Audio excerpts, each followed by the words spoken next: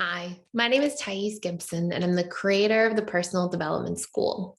This is your daily breakthrough video, and in this video, I'm going to talk to you a little bit about the anxious preoccupied relationship to limerence.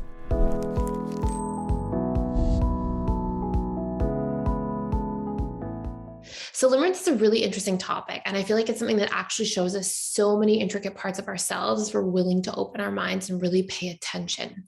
I really feel like everything that we sort of go through and experience in life is often feedback about what's unresolved in us, what needs healing, what's working really well, what we should keep pouring into, and what's not working sometimes, and what powerful lessons we can extract from those experiences. And in this case, limerence really falls into that area, which is limerence can be something that's obsessive, that's destabilizing, that makes us abandon ourselves, that makes us feel like we don't even know who we are in the moment we come across our object of limerence. And it's such an intense infatuation that it can make us feel really unstable and unconfident and really obsessed with something other than, being able to be present in our own lives and our own experience. And some people are like, oh, I love the feeling of limerence. It's actually something that happens quite commonly. And, I don't think there's anything wrong with enjoying infatuation and the excitement and the fun around it. I think it's just something really powerful to pay attention to if we find that limerence has gone really far and we are prioritizing obsessing over somebody else over being present and showing up to do the work in our own lives to be the best version of ourselves that we can be and to support and nourish ourselves and growing every day.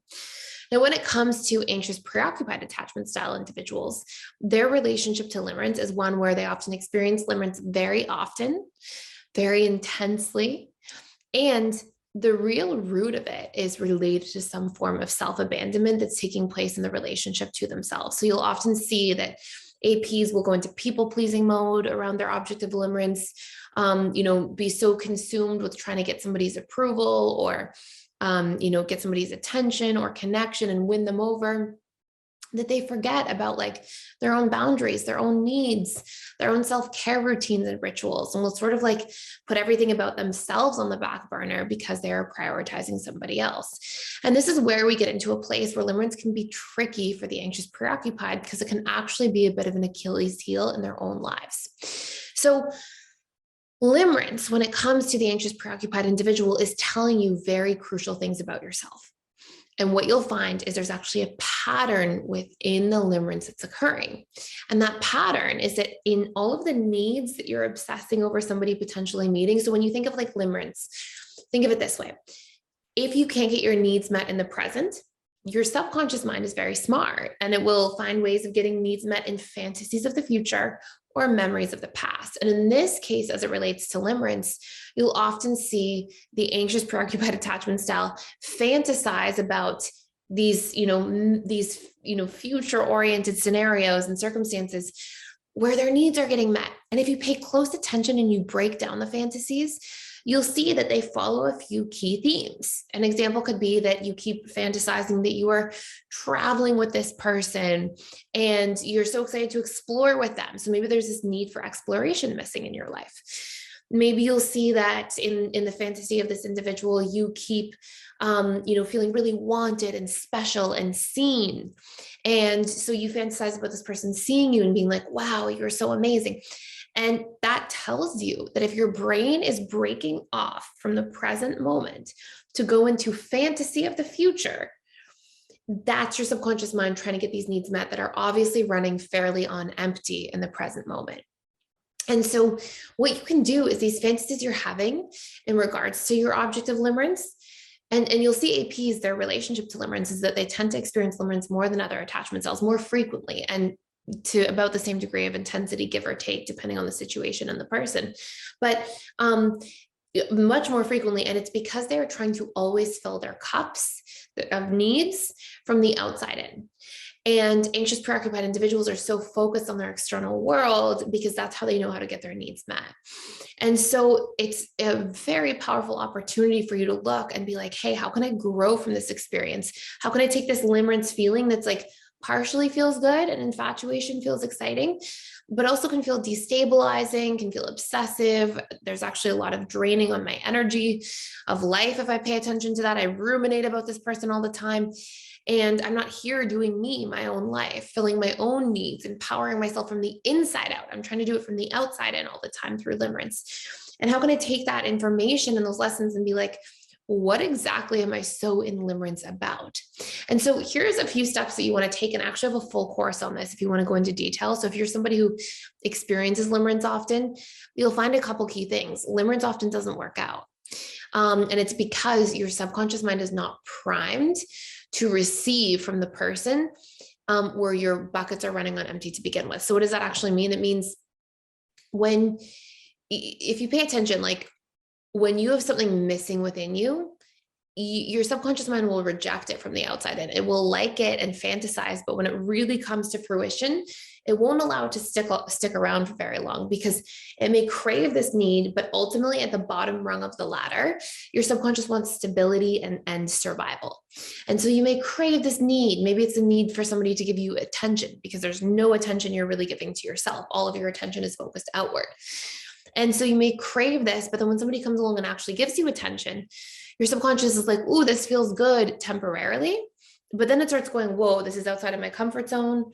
And it will eventually prioritize comfort and safety and reject, self-sabotage that person away. And so your subconscious is not primed to really receive the things in an abundance of form that it's fantasizing about. It's trying to get little drops in the bucket, and that's okay. But when it comes to really having that bucket fill, it will usually ultimately reject it. So what you want to be able to do is recognize in your patterns of limerence, what are they about? What needs do they represent? And when you can extract what those needs are and then come up with some strategies to meet them in your own life, you will be empowered to thrive. Now, I have a whole course on this you can check out for free for 7 days. It's called Overcoming Limerence. I think it's called Overcoming Limerence to Instead Build Thriving Connections or something like that. You can just use the All Access Pass free link below. Go in and just type in limerence and you'll see the course come up, and it gives you exactly all the steps for how to take these limerence-based situations, identify the patterns of what needs they actually represent, and then it gives all these suggestions for how you can meet these needs in your own life, and also do this from a couple other key features that may cause limerence, including things like traits that you're connected to. And what you're essentially trying to do is be like, hey, what are the fantasies I'm having? And if I'm fantasizing about somebody making me feel encouraged or important or giving me a lot of attention, well, what does that tell me about how I'm showing up in those needs in the relationship to myself? And you'll find when you pay attention that you don't show up in those needs in relationship to self very well. And so your buckets are always running on empty. So the moment somebody comes into your life that may meet those needs, or that your mind can at least fantasize about getting those needs met, it will obsess over this person as a strategy to get some drops in your bucket, because the bucket's feeling so unfull. Now, once it gets too filled, it will reject because it's too far out of the comfort zone and unsafe, until you learn to recondition that feature in the relationship to yourself. So until you learn to actually reprogram being able to meet some of your own needs, then you prime your subconscious comfort zone to actually be attracted to people who give you attention, but also show up and not sabotage when people do, so you can have thriving relationships that actually meet that need in your life long term. And it's the remedy for going through this like vicious cycle or like merry-go-round of experiences where it's like, ooh, limerence, and you feel like you're close to getting this need met. And then eventually the relationship sabotages and you go to the next object of limerence, the next person, and then you have limerence, and then that doesn't work. And then you go to the next one. And that's a really frustrating experience for those of you who have had it. And it doesn't have to be like that. It's a very simple reconditioning process. And so you can, again, dive into that course, go through it. It doesn't take time to go through, and you can check it out for 7 days for free.